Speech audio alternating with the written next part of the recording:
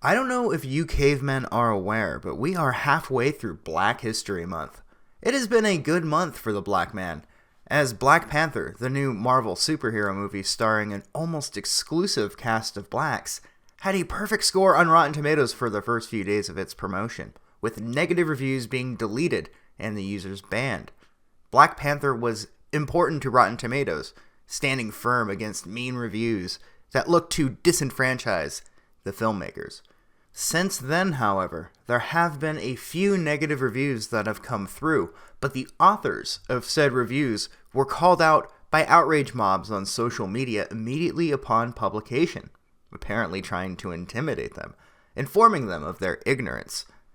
Imagine feeling so insecure about your own identity that the unanimous positive rating for a movie was so important to you that you needed to write articles about these reviews to attempt to shame them into removing it, or perhaps amending it. Josh Gates of Expedition Unknown unveiled a new bust of Queen Nefertiti, which shows her being more pale-skinned than those on social media would have preferred.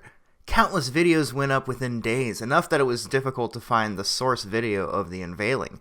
Instead, videos came out showcasing outrage of the timing of the new bust. In February of all months, surely the shortest month of the year should not be sullied with white lies. This is an obvious attempt to whitewash history, except for the fact that the older busts of Nefertiti were not darker, and the bone structure does not indicate at all that she was black. Still, the outrage continued on in places like The Root, where they saw this as another attempt to wash away their identity. However, it seems that this outrage would not last long, as news of another figure came out just a few days after.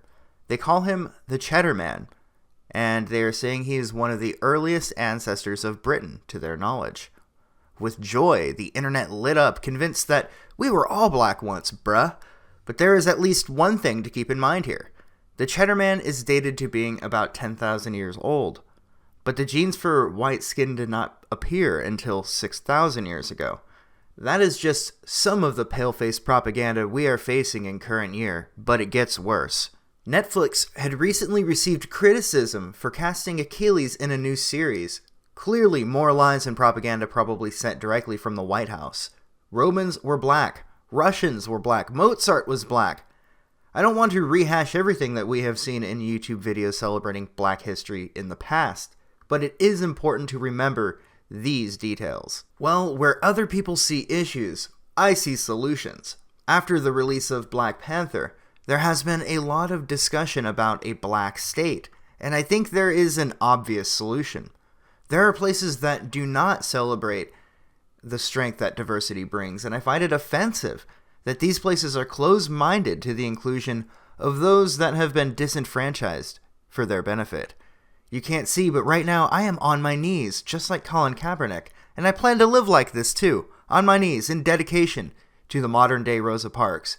You just don't see bravery and courage like this anymore.